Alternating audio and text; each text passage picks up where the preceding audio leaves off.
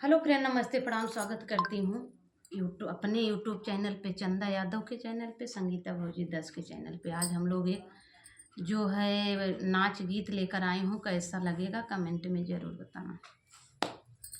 अरे फूलवा बरसै मोर आंगनमा के बटोरी है ना नदी, फूलवा बरसै मोर आंगनमा के बटोरी है ना नदी।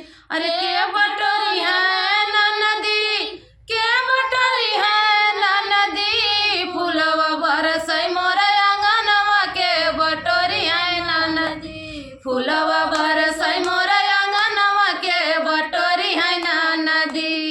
अरे 4 महीना ननदी गरमी के दिनवा, 4 महीना ननदी गरमी के दिनवा। अरे गरमी के दिनवा ननदी गरमी के दिनवा।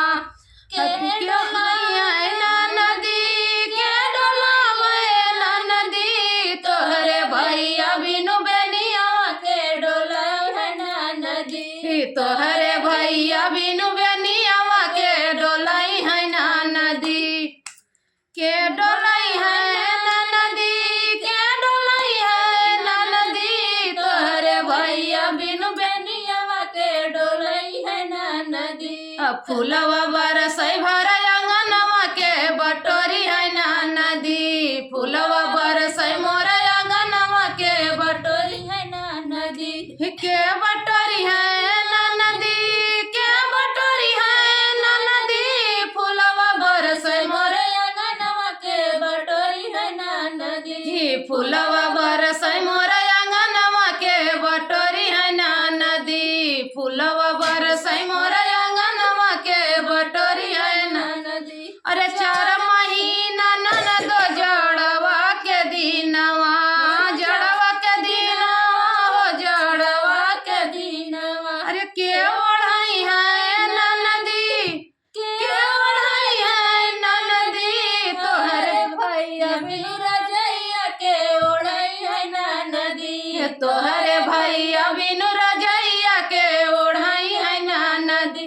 तोहरे भैया बिनु रजैया के ओढ़ाई है ना नदी। फूलवा बरसै भर आंगनवा के डोलाई है ना नदी, फूलवा बरसै भर आंगनवा के बटोरी है ना नदी, के बटोरी है ना नदी, के बटोरी है ना नदी, फूलवा बरसै भर आंगनवा के बटोरी है ना नदी, फूलवा बरसै भर आंगनवा के बटोरी है ना नदी। अरे 4 महीना ननद बरखा के दिनवा, बरखा के दिनवा ननद बरखा के दिनवा, 4 महीना ननद बरखा के दिनवा, बरखा के दिनवा ननद बरखा के दिनवा।